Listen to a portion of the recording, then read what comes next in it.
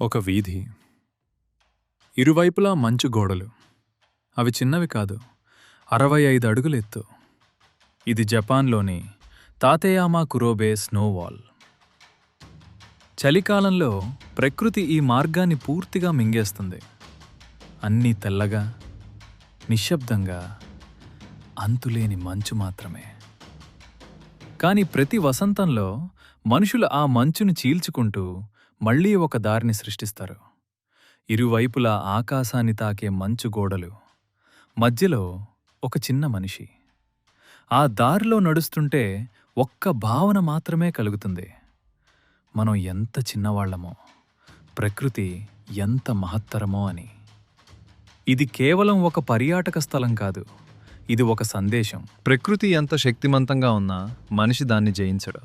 దానితో కలిసి జీవించడం నేర్చుకుంటాడు. కొన్నిసార్లు అందమైన అద్భుతాలు సంక్లిష్ట పరిస్థితుల నుంచే పుడతాయి.